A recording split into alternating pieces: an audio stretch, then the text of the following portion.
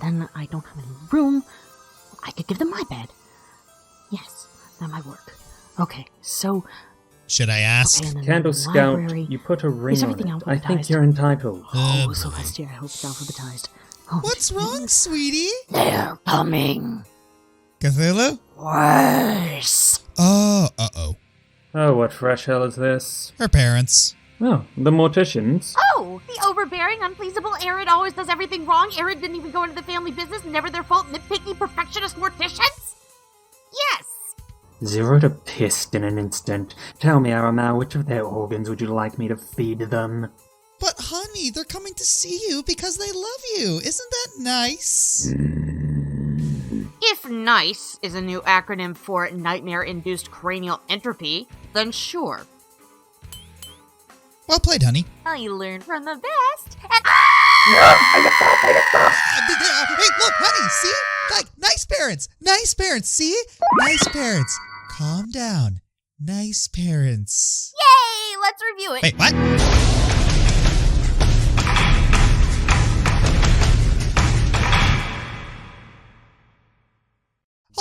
Hold on. We already did an episode together. You've done multiple with Dr. Wolf, Silverquill, and Lightning Bliss.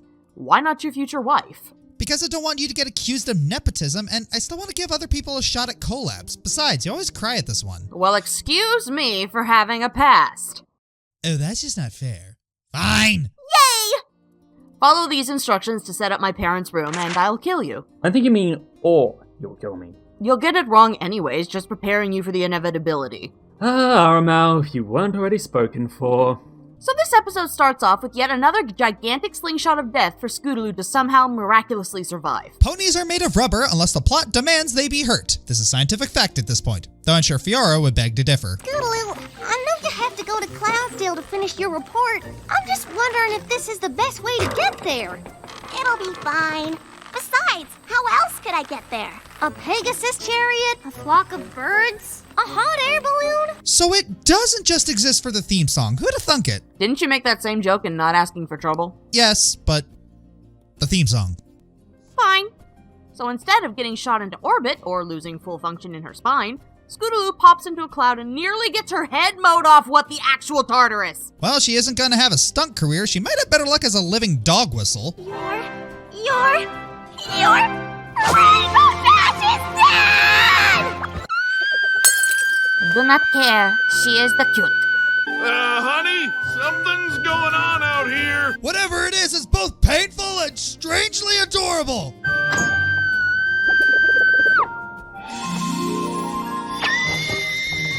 Oh, look, he's ready.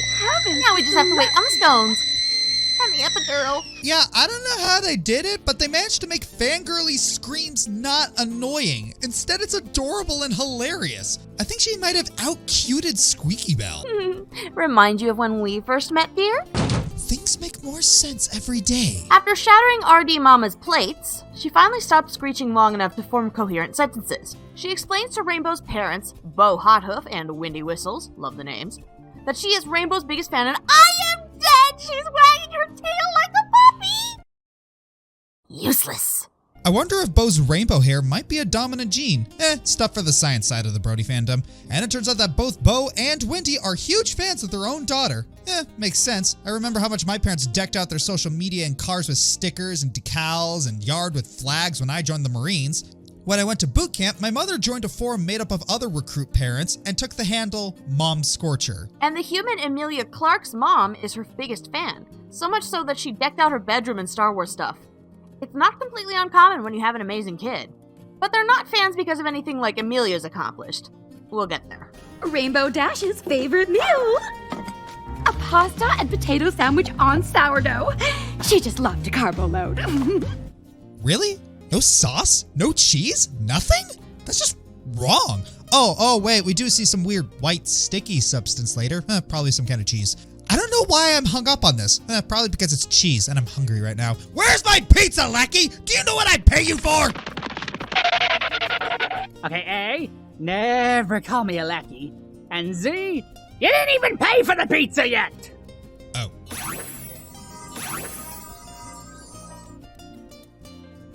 Shoo. I love how sweet Rainbow Dash's parents are being. This little orange weed just popped up in their yard, deafened them, did the backstroke on their lawn, and now they're feeding her and letting her tour their house. They didn't have to do any of this, but I guess people in the same fandom more or less are hospitable towards one another. And apparently a Rainbow Dash fandom is canon, you all may rejoice. They show her a few baby pictures hung on the wall and tell her what all parents of troubled children tell others. Every day was so exciting! That's code for, we thought we were going to die, we just didn't know when! They also apparently adapt quickly as they show Scootaloo Rainbow Dash's old room. Sure, this is a carbo load, because all I'm seeing is pure sugar, especially this meme face. And can we also talk about this episode's humor? So far, everything has been heartwarming and wholesome, like this moment. I, installed the sound effects myself. Pretty great, huh? No one's being insulted or hurt emotionally, no one's being punched down or punched up, and it still manages to be drop-dead funny. Guess surprisingly you don't need to be a jerk to give good comedy. Save that encouragement for later, dear. You're going to need it. For the episode or your mom and dad? Yes. And back to Artie's parents. They loved their daughter so much, they saved everything. I mean, most parents just scrapbook. These people hoard. After observing dirty diapers, broken lamps, and bitten apples, Scootaloo drops the W-bomb on Artie's parents. And I don't think their faces will ever recover. Our daughter's a wonderbolt? Great timing. Great door. That's it. I want that door. Can they just adopt Scoots already? They're on the same wavelength. Is it possible to family ship? I family ship them. Then Scoots takes them to the Wonderbolt training area. Okay, which pony broke protocol and invited guests to our training exercises? Good to see that Newbie Dash's retcon of Spitfire's character is stuck, but that is a good question. How did they get in? You have to wonder why there's no security at this paramilitary / legit military / stunt team / first responder, whatever they are, location. There are so many questions RD should be asking here instead of just stammering like an idiot. So how did they get in? Scootaloo filled us in on everything. You modest pony, you. Ah, so at one point, Rainbow Dash blabbed to Scootaloo about the secure location. To be fair, Rainbow would be the sort of person to tell someone about this place in confidence. But put a pin in this, we'll get back to it in a second. I'm Windy Whistles, the mom of the best Wonderbolt ever. Yeah! Just kidding. Pretty gutsy of Wendy to stroll up to the vets and say that her daughter is better than them. And her acting like a Jewish mom. Oh, my Streisand, my daughter is the absolute best. I could just plutz. Honey, get the camera. Is my face shining for schwitzing? It's better than an Asian mom. Here's my video child. Why you no doctor? Yay, stereotypes! Please note, Fob Equestria is just using these stereotypes for humor. No actual offense is intended. And it appears that even though Rainbow Dash breached protocol, Spitfire's just kind of rolling with it. I do hope that Spitfire does pull Rainbow aside later and say, hey, you done goofed. Don't do that again. It is nice to see her not acting like the pre-Newbie Dash colossal punk or idiot, but I feel like the character's not very consistent. Dad, hold it together. We're in public. I know. But it's just, you had a goal and you achieved it. Oh, I want to be that kind of parent. Scene where they're in the bathtub, big fish. I mean, they just love each other so much. Uncle Hub, Walter, and your brother need you. Don't give up on them, please. Pooh Bear asked if Christopher Robin was finally home.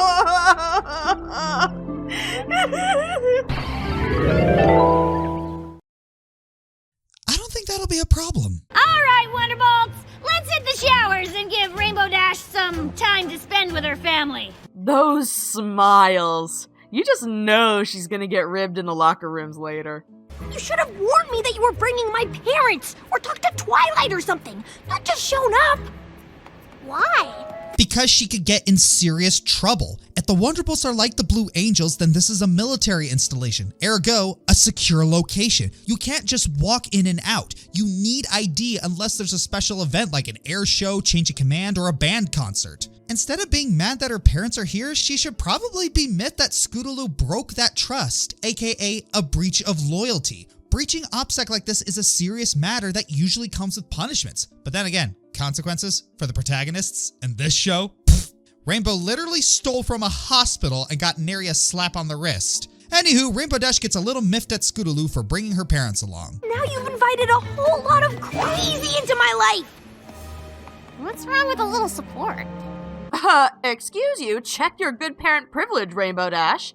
I personally know so many ponies who wish they had such loving, supportive, awesome parents, especially as adults. Yeah, it's a little embarrassing as a kid. But when you're an adult, to know that your parents have your back and that they're not going to just throw you out on your own, that's something a lot of people wish for. And the times they showed up and cheered you on, another kid's parents didn't even bother to show. You okay, honey? Oh, yeah, I'll talk about it more later. Oh, that's an omen. So then Scoots introduces her friends to RD's parents. Hello. Greetings, small ponies. What Keyframe says when she walks into a room. So Scootaloo starts recounting all the events leading up to Rainbow Dash's ascension to Wonderbolt. But then she had some heavy competition, especially against another Pegasus named Lightning Dust. Foreshadowing! I have to admit, I'm a little sensitive when it comes to cringe comedy, especially at someone else's expense. And while the little filly in me who never felt good at anything really appreciates the gesture of their excitement, it's a little extreme. I know it's supposed to be obvious for little kids, but there has to be a line, guys, and lighting fireworks of your kid is jump roping with that line. Herein lies really our only major problem with the episode. Rainbow Dash's parents are enthusiastic to the point of being disruptive. Yeah, it's a cartoon, it's a joke, but it really breaks our suspension of disbelief when they launch fireworks, Fleetfoot nearly gets nailed by one, disrupt the show, and no one seems to care but Rainbow. I'm sure we've all seen those stories or clips of soccer moms and dads getting way too enthusiastic and even fighting, so we can't argue that the moral here isn't problematic. But strangely, this problem also kind of fixes itself. No one in universe seems to care about their antics. In fact, they just seem to be along for the ride, even as they got their tails sliced off. Should they care? I know I would, but then again, I'm not these characters, and it's shown that the Wonderbolts are pretty inconsistent about how much they care about safety and protocol. But seriously, they're cheering over her signing autographs. The suspension bridge over Disbelief River has long been gone. You really do got yourself your very own mega fans. Lucky you. There's the ribbing we know. But it's like the nice ribbing, like when you tease people for getting a girlfriend or being a huge nerd when they ace an exam. Stuff like that. Hey, you big ol' egghead, you aced that exam, good job, that kind of thing. It's so cute. Can we keep, like, everyone in this episode except Rainbow Dash?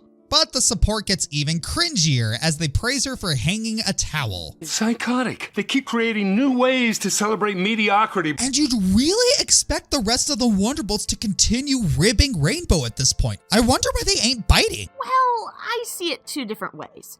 The first is that they probably wish they had that kind of support. I mean, did you see any of their parents in the stands for that exhibition? They looked kind of important, but I didn't see them. And I know Firebrand's folks would travel across the country to see him perform when he was in the band, so traveling isn't an excuse, especially in Equestria. Or a second reason would be that their parents were like that when they first joined, and so they don't feel like giving Dash a hard time about it. They remember how embarrassing it was, and how much worse the ribbing made it. But Rainbow finally explodes at her parents, telling them they're overwhelming. Now, she's technically right. If I were in Rainbow Dash's position, I can't say I wouldn't feel a bit smothered. But, as Dr. Emerson Egrix could tell you, you can be right, but wrong at the top of your voice. You can be correct, but if you're a dick about it, then people ain't gonna want to listen to you. And to those who say that Rainbow Dash should have said something earlier, yeah, she should have. But a lot of people have difficulty with confrontation, especially with their parents. Yes, she should have said something, but I can't really blame her for not speaking up sooner because it's a very realistic mistake. Part of maturity is learning to stop letting social intimidation prevent you from saying what needs to be said. But that comes with a strong warning. Being too afraid of confrontation is a problem, but overcorrecting it and being too direct, blunt, and/or aggressive is also bad. Again, you can be right, but wrong at the top of your voice. Or in Disney terms, a spoonful of sugar helps the medicine go down. We have an example right here, as Rainbow is way too aggressive here in trying to shut down the problem.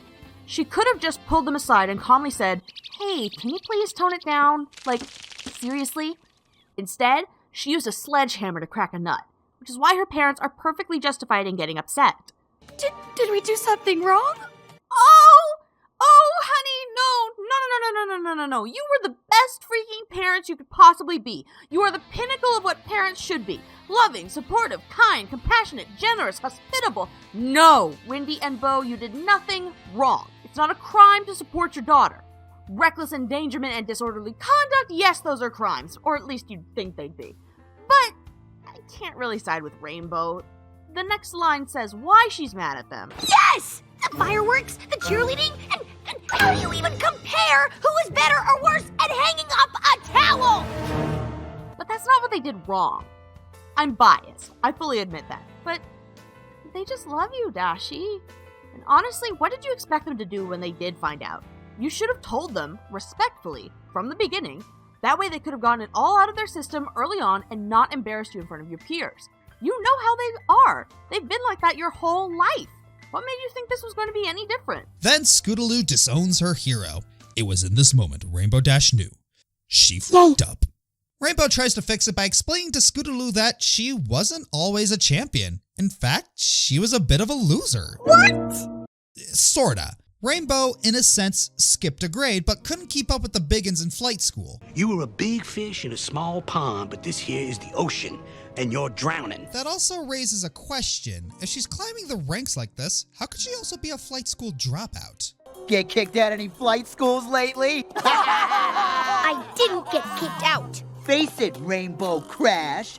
Flight school had too many rules and not enough nap times for you. Considering the fact that there is actual school in the show as well as flight school, I don't think they are one and the same.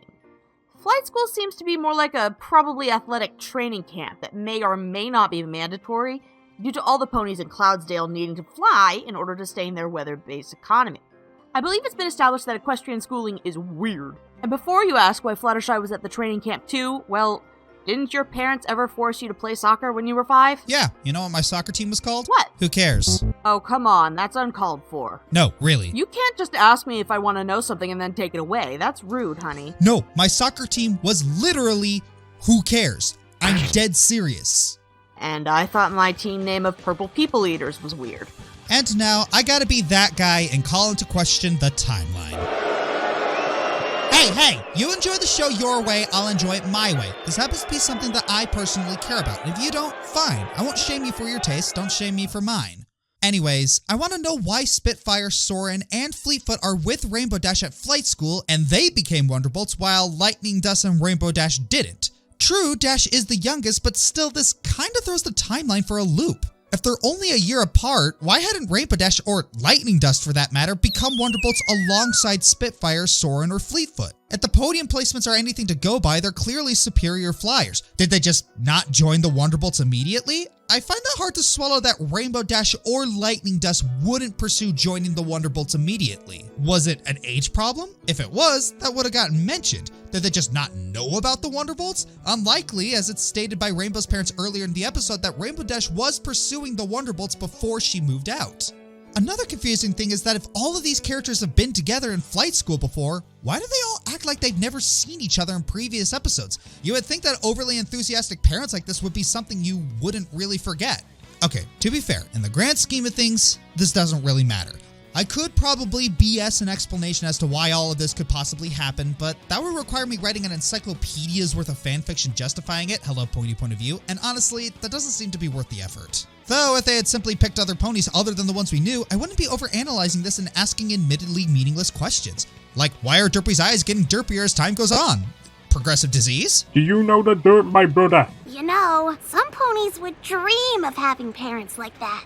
Yeah, right. Name one. Me. No, just gonna let her finish, and then I'll talk. Growing up, I never thought I'd be the best at anything because no pony ever told me. But your parents told you over and over again. Alright. Here I go. Children are very sensitive creatures, especially when it comes to their parents. They see everything, they absorb everything, consciously or unconsciously, and it shapes them for better or worse. It's why children with attentive parents usually flourish, like Dash, and children without that support go on to develop certain anxiety disorders or have trouble socializing with others. Like me. I love my parents. I have a better relationship with them now than I did when I was back at Celestia's school, especially in the higher grades. But I can count the number of choir concerts they came to on one hoof. I remember how old I was when they left me home alone when I was sick for the first time. I remember being grounded for anything less than an A while my brothers never got the same treatment. I remember the emergence of my mental health issues, and I didn't really get normal therapy for my aggression, anxiety, or depression. I remember being like Windy Whistles. If one of my parents initiated a conversation with me, or just called my name in a certain way, I'd respond with, "What did I do, Mom?" So much so that my mom knows to preface any conversation she initiates with, "You're not in trouble." And there is lasting damage. I constantly think everything is my fault. I apologize for everything. I'm scared to talk to people for fear that they may hate me. I flinch when people make jokes about me. I'm still, deep down, deathly terrified that the things my dad said about me were right. That I won't accomplish anything because I don't try hard enough, that I'm lazy, and that I'm not really that smart, which is all I had going for me as a kid. I discuss these issues a little bit more in my moment with Dr. Wolf, if you want to check it out. The way your parents treat you affects everything in your life. And I'm not saying that just because you're a perfect parent, your child will wind up perfect, or that you're not a good person because your parents were scummy. You can be different from them, but how they treat you is a huge tell about how you'll see yourself. If the people who birthed you, loved you, raised you, don't see you as a priority, you probably won't see yourself as one. By that one line from Scootaloo, I dread to think what her parents were like. I mean, where are they? Why didn't they fly her up to Cloudsdale or make sure she had fare for the balloon? What did they do to make her feel like she wouldn't be the best at something? She's just a child. A sweet and intelligent child with an evil Knievel streak, but a child. A child I want to hold on tightly to and tell her she can do anything that she wants with her life. Listening to Scootaloo, it makes me realize again how fortunate I was. I had parents who weren't helicopters, but they made an effort to be a part of my life and my interests. They sit down and watch me play video games, asking questions about what was going on, or humor me when I'd ramble about Willy Wonka and how the Burton version was superior. When I'd play the piano by myself, Mom would sneak up on me to listen and say, "Wow, that was really good." Yeah, I was a little embarrassed, as you do when you're an introvert practicing and don't want someone to see something before you're ready to present it, but looking back, I really appreciate it. I appreciate how they were there for every sports ball game, every trombone recital, every big concert. Heck, they supported me when I said I wanted to pursue YouTubing as a career, and they've told me to my face that they thought it was a bad idea, but they still supported me anyway. And guess what, honey? We get to share my parents in a few months. I know. I'm really excited for that. For your entire life, your parents gave you the confidence to believe in yourself. You're right. I was always so embarrassed by my parents that I didn't realize their support actually made me the awesome, confident, amazing, awesome, and awesome pony I am. And I took them for granted. And you yelled at them. Oh! I'm a... Yay! It's okay, Dash. Sometimes we don't see what we have until you see what someone else doesn't have. So, what are you gonna do about it? Scootaloo, you were just so great at blindfolds. It's true. You must tell me what kind of knot you used. Wow. That ain't even their kid and they're being supportive and uplifting. They're good people. Yeah, these two could have easily come off as patronizing and condescending, but they're so earnest that you get the feeling they just encourage everybody because that's just who they are. No wonder they got together. Oh gosh, I wonder how the dates went. Well, I think your table manners are just fantastic. You're elegant, yet ferocious. I love your taste in food. It's the best taste in food ever. Shotgun wedding, calling it now. Dashie organizes a special I'm Sorry event for her parents, and the Bolts help her out without a fuss. Thanks for doing this. Happy to help. Are there two Spitfires? I really think there are two Spitfires. Let's keep this one. No take-backsies, Hasbro. And it goes back to my earlier theories of them wishing they had those kind of parents or being used to having those kinds of parents. They understand how much parents' influences mean to others. The show goes off well, and Rainbow properly apologizes to her parents. Oh, honey, thank you.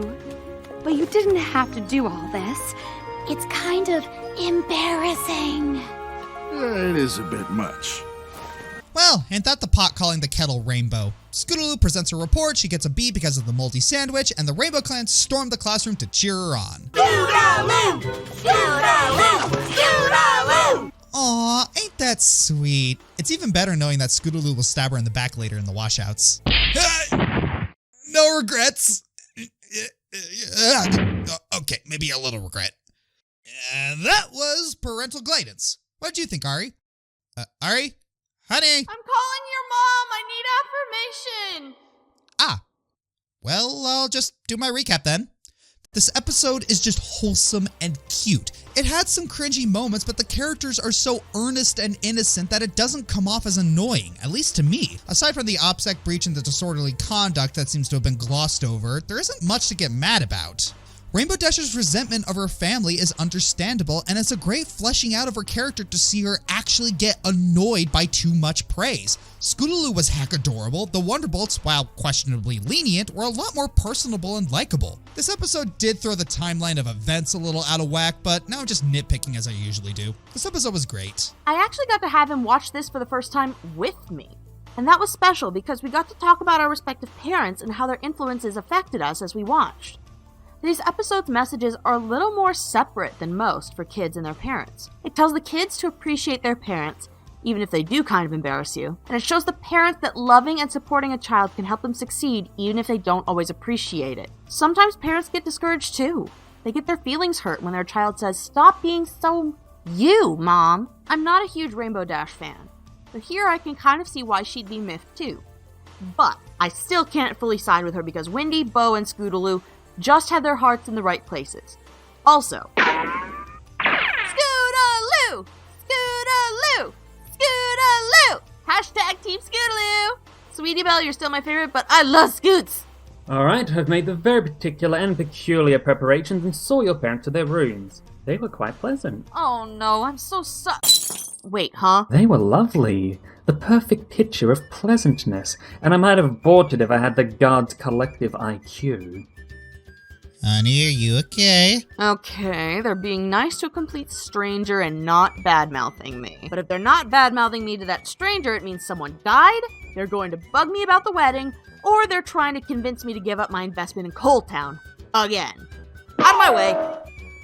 She's got almost as many problems as you. Why do you think we work so well together? Fair point. Mother! I do not want a black wedding dress! I'm getting married, not going to my own funeral. I could help make it a red wedding dress. Whoa, I was kidding, not what I meant. I'd better go help. When they have someone to impress, they stop taking things too seriously. See you, Luna. Don't worry, I'll watch the God's sippy cups while you're gone. Right. Investment in Coal Town, eh?